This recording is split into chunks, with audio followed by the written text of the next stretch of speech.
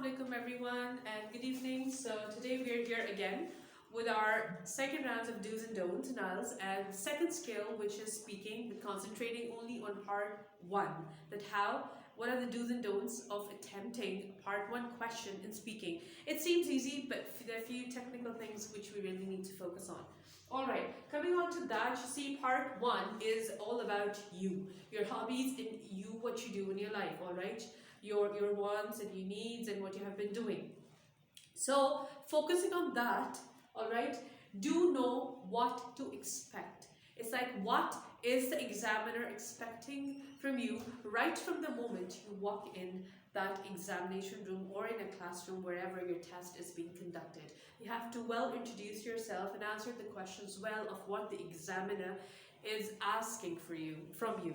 Alright, do create a first good impression. You see, first impression is the last impression, as we all say. So you really need to create a very good impression that includes your body language, your behavior towards the examiner, your eye contact, your attitude, and the way and your expression, your face expression matters a lot, even while you're sitting and waiting for the turn before the next candidate finishes his or her turn.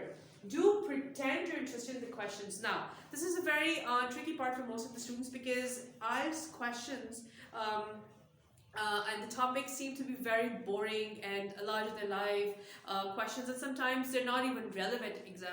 Probably they won't be relevant to your personality or anything that you have ever done in your life, but you really seem to concentrate on the questions, and you should pretend as if you're really interested in whatever the question which is there before you in the cue card means a lot to you, and you actually know a lot about that question and the content that you're actually talking about. Do extend your answers. So here where most of the candidates, they lose their marks and say, oh, we didn't get the band we desired. Why?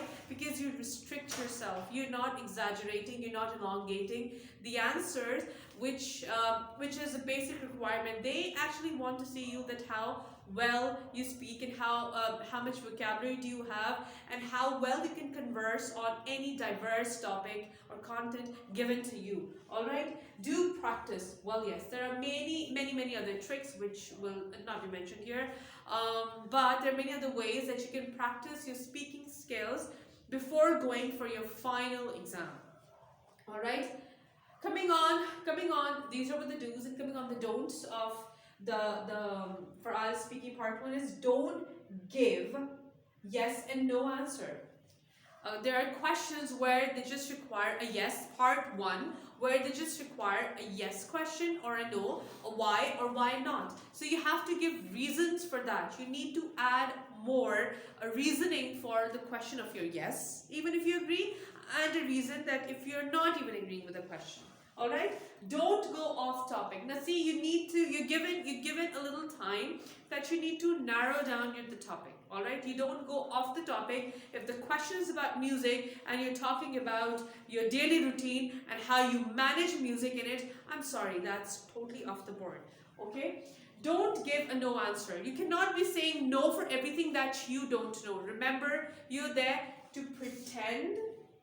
You're there to pretend, and you're there to extend your answers. So you cannot be giving just a no answer and you think that you will be just marked off or the examiner will be satisfied. No, you need to give a complete reasoning, and instead of saying no, try to use other phrases to extend and to give out your no, and probably you're not agreeing to the question, a more solid content and substantial answer so that you satisfy the examiner. Alright, don't speak very quietly, don't just mumble, or don't go very slow, or don't have a monotonous tone. If you have a monotonous tone, expect lots and lots of questions from the examiners, and I'm sure you won't be able to handle it. Don't be a perfectionist. You cannot be a perfectionist. Be whatever you are. Don't just focus on the intonation.